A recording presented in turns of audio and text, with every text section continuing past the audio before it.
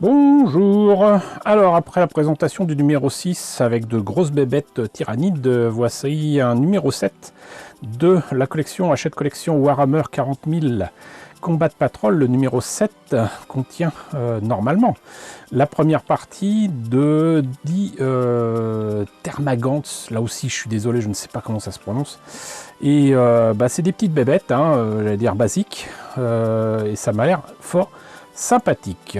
De nouveau, très clairement, une fois réunis les deux numéros, même si ça ferait 22 € en tout, très clairement, c'est des figurines qui sont pas à 22 € dans le commerce, donc très clairement on y gagne.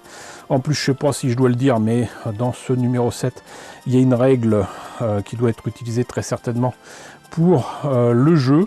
Reste que donc moi j'ai quand même hâte de voir ce que ça donne, et ce que je vous propose, c'est d'ouvrir tout ça immédiatement. Alors, voilà les deux grappes.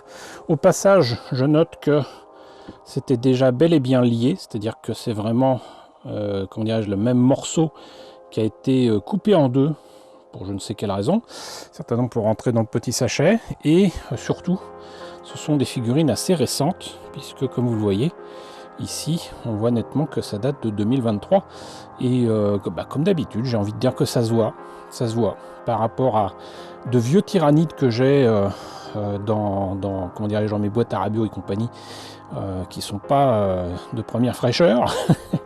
Ça se voit, c'est plus du tout la même chose, beaucoup plus de détails. Regardez-moi ça, c'est juste magnifique, c'est juste magnifique. Et donc les deux grappes sont du même acabit mais ne sont pas du tout identiques.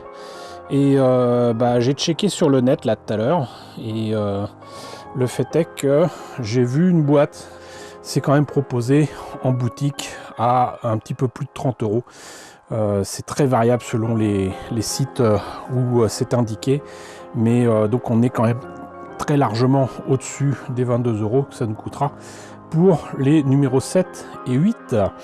Donc par contre, précision, et c'est vrai que pas mal de gens avaient réagi à ce niveau-là, étaient inquiets, parce que le numéro 7 n'a pas les socles pour les figurines. Logiquement, ça va être livré avec le numéro 8.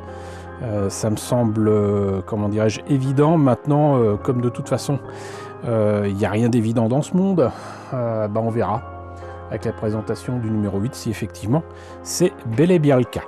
On termine sur cette règle. Moi je ne joue pas, mais franchement c'est pas mal. C'est pas mal. Le plastique est épais, il est transparent, et c'est joli, mais je ne l'utiliserai pas. Voilà, c'est comme les dés, je ne l'utiliserai pas. En attendant, donc on a vu les figurines, maintenant voyons le fascicule. Alors, très belle couve. Ce qui m'étonne, c'est que, même s'il y a un combat entre des Space Marines et des tyrannides, je trouve pas l'illustration géniale. Et en tout cas, les tyrannides sont vraiment pas beaux. Mais bon, c'est vrai que ça claque. Il y a, comment dirais-je, un bon contraste entre les armures des Space Marines, qui en a une blanche, les autres sont bleues, et puis le fond rouge et tout ça.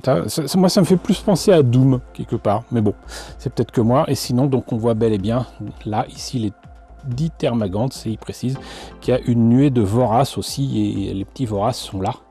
Ils sont tout petits, ils sont tout mignons. Voilà, déchaîner les seins, l'esprit ruche, déplacement et mesure.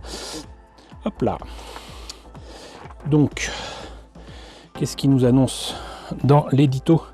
Les seins se déploient. Ce numéro contient la première moitié d'une unité de Termagants. Vous recevrez la seconde moitié dans le prochain numéro de Combat Patrol. En attendant, vous découvrirez plus d'informations sur les Space Marines et les tyrannides. Vous apprendrez également à déplacer librement vos figurines dans les parties de Warhammer. Et j'espère que Warhammer n'aura pas mal. Voilà, donc on commence par l'assemblage, ce qui nous fait une belle jambe, vu que il faut avoir le numéro 8 pour pouvoir le faire, mais ça nous permet de dire que il y a quand même finalement pas mal de choses qui, a priori, sont à coller. Mais ça m'a l'air quand même bien joli.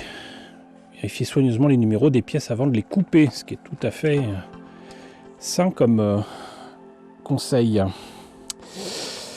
Et Voilà, donc on se retrouve avec tout ça et j'imagine que dans le numéro suivant, on aura non seulement les pièces supplémentaires pour pouvoir monter tout ça, mais du coup ça ne sera pas l'assemblage, ça sera la peinture, ce qui est tout à fait logique.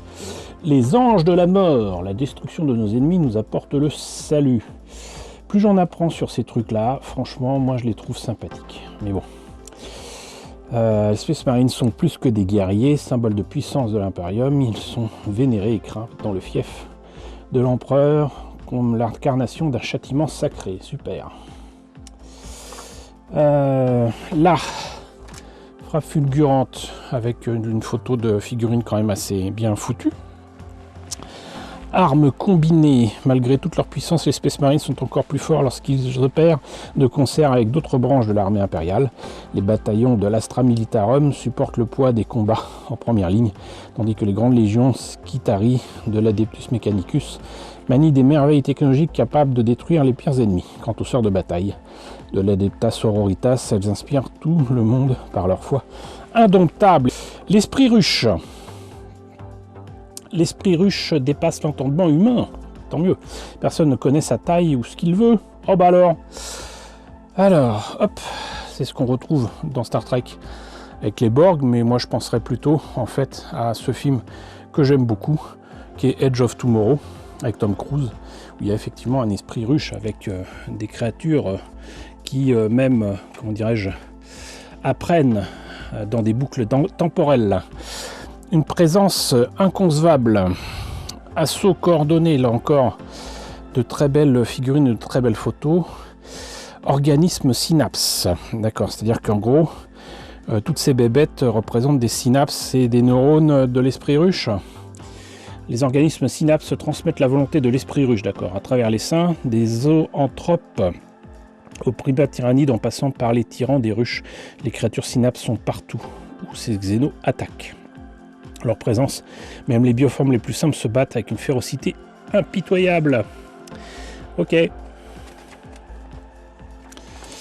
Monstruosité, neurotyran, tervigon et guerrier tyrannide. J'ai vu passer un truc, alors je crois que c'est pour je sais plus si c'est le numéro 15. Ça ressemble beaucoup au tervigon. Mais je doute que ce soit celui-là qui soit vendu avec le numéro 15, mais il y a des bébêtes à peu près équivalentes. Et le neurotyran, je suis presque sûr que je l'ai vu apparaître dans la collection. On verra ça, en temps voulu. Décapitation. Les tyrans des ruches dirigent les nuées tyrannides avec leur volonté xéno. Cauchemar éveillé, très très belle illustration ici. Se déplacer et mesurer, ça c'est pour ceux qui jouent. Je le répète, mais ce n'est pas mon cas. Réveiller les seins. Pas de mauvais esprit, messieurs. Hop là. Et donc sinon, là, j'allais dire c'est ce qui m'intéresse le plus, mais presque. À venir, le numéro 8 avec le reste des Termagantes avec la nuée de Vorace, donc partie 2 sur 2. Et le numéro 9 qui est certainement un numéro qui m'intéresse le moins, avec en plus des peintures qu'on a eues 1000 fois, à savoir le Rétributor Armor, donc du doré, et la Baddon Black, qui est d'ailleurs un noir que je trouve pas terrible. Hein. Mais bon, donc ça c'est pour le numéro 9. Voilà. Et bah écoutez, c'en est terminé pour ce numéro 7. J'ai hâte de vous faire découvrir le numéro 8, ce qui ne saurait tarder, avec certainement l'arrivée de mon prochain et dernier colis de cette collection, puisque j'arrête la collection avec le prochain colis. Je vous ai tout expliqué avec la présentation de ce numéro 12 et 13 aussi, je crois. Voilà, mais donc ça sera le dernier colis. Et après, je prendrai éventuellement des numéros au fur et à mesure, si je les trouve en kiosque, en maison de la presse, mais je ne peux pas être sûr que ce sera le cas. Voilà, donc j'espère que la présentation de ce numéro 7 de Warhammer Combat Patrol vous a intéressé, n'hésitez pas à me dire ce qu'il en est dans la section commentaires. N'hésitez pas à liker, n'hésitez pas à partager, n'hésitez pas à vous abonner si ce n'est pas déjà le cas. Coucou aux nombreux abonnés qui nous ont rejoints ces derniers temps. Bienvenue ici. Coucou aux grands anciens qui me suivent désormais depuis 10 ans. Merci à tous de votre fidélité. Merci à tous de votre soutien sur Tipeee et sur Paypal. Surtout, prenez soin de vous. Je vous laisse avec la liste des contributeurs de la chaîne et je vous dis à très bientôt, qui sait, pour la présentation du numéro 8 de Warhammer 40 000 Combat Patrol.